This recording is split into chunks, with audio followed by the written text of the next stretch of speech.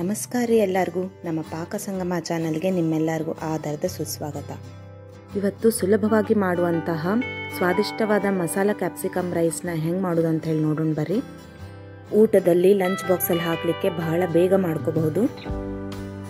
ಮೊದಲಿಗೆ ಒಂದು ಪಾತ್ರೆನ ಬಿಸಿಗಿಟ್ಕೊಂಡು ಅದರಲ್ಲಿ ಅರ್ಧ ಬಟ್ಲದಷ್ಟು ಎಣ್ಣೆನ ಹಾಕೋಬೇಕು.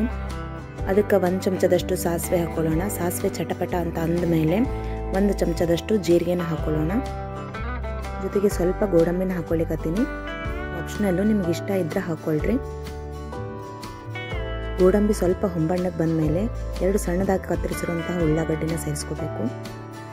ಉಳ್ಳಾಗಡ್ಡಿನ ಸುಮಾರು ಒಂದು ಅರ್ಧ ನಿಮಿಷದವರೆಗೂ ತಾಳಿಸ್ಕೊಳ್ಳೋಣ.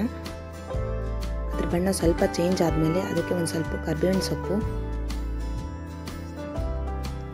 1 ಚಮಚದಷ್ಟು ಬೆಳ್ಳುಳ್ಳಿ ಪೇಸ್ಟ್,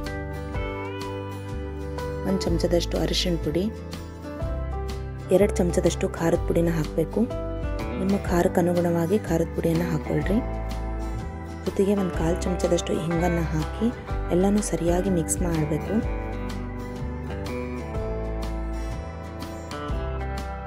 ನಂತರ ಇದಕ್ಕೆ 1 ಸಣ್ಣದಾಗಿ ಹೆಚ್ಚಿರೋ ಟೊಮೆಟೊ, 2 ದಪ್ಪ ಮೆಣಸಿನಕಾಯಿ ಸಣ್ಣದಾಗಿ ಹೆಚ್ಚಿ ಹಾಕಬೇಕು. ಇಲ್ಲಿ 1 ಅರ್ಧ ಕಪ್ಪಷ್ಟು ಹಸಿ ಬಟಾಣಿ ಇದ್ರೆ ಹಾಕ್ಕೊಳ್ರಿ. 1.5 ಚಮಚದಷ್ಟು ರಸಂ ಪೌಡರ್ ಬದಲು ನೀವು ಸಾಂಬಾರ್ ಪುಡಿಯನ್ನು ಬಳಸ್ಕೋಬಹುದು. ಜೊತೆಗೆ 1 ಅರ್ಧ ಚಮಚದಷ್ಟು ಗರಂ ಮಸಾಲ, ತರಕಾರಿ ಬೇಯಲಿಕ್ಕೆ 1 ಚಮಚದಷ್ಟು ಉಪ್ಪನ್ನು ಹಾಕಿ ಸರಿಯಾಗಿ ಇನ್ನೊಂದ್ಸರಿ ಎಲ್ಲನೂ ಮಿಕ್ಸ್ ಮಾಡಿ ಮುಚ್ಚಿಟ್ಟು 5 ನಿಮಿಷದವರೆಗೂ ಬೇಯಿಸ್ಕೋಬೇಕು. ಮಧ್ಯದಲ್ಲಿ ತಳ ಹತ್ತದೇ ಇರೋ ಥರ ಪ್ಲೇಟನ್ನು ತೆಗೆದು ಇನ್ನೊಂದ್ಸರಿ ಸರಿಯಾಗಿ ಕೈ ಆಡಿಸಿ ಮತ್ತೆ ಮುಚ್ಚಿಟ್ಟು ಬೇಯಿಸ್ಕೊಳ್ರಿ. ನೋಡ್ರಿ, ಇಲ್ಲಿ 5 ನಿಮಿಷ ಆದಮೇಲೆ ಟೊಮೆಟೊ ಮತ್ತು ದಪ್ಪ ಮೆಣಸಿನಕಾಯಿ ಸರಿಯಾಗಿ ಬೇಯ್ದಾವು. ಬೇಯ್ತಿದ್ದಿಲ್ಲ ಅಂದರೆ ಇನ್ನೊಂದು 2 ನಿಮಿಷ ಮುಚ್ಚಿಟ್ಟು ಬೇಯಿಸ್ಕೊರಿ.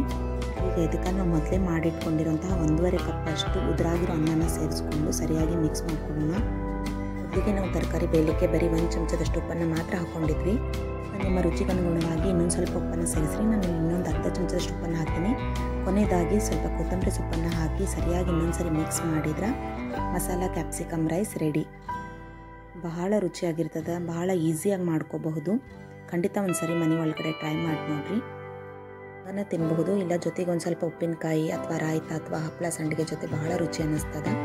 ನಾವು ಮಾಡೋ ರೆಸಿಪಿಗಳು ನಿಮ್ಗೆ ಇಷ್ಟ ಆದರೆ ನಮ್ಮ ಚಾನಲ್ನ ಸಬ್ಸ್ಕ್ರೈಬ್ ಮಾಡಿರಿ. ಮತ್ತು ಮುಂದಿನ ರೆಸಿಪಿಯೊಂದಿಗೆ ಲಘೂನ ಸಿಗೋಣಂತ. ಧನ್ಯವಾದಗಳು. ಸರ್ವೇ ಜನ ಸುಖಿನೋ ಭವಂತು.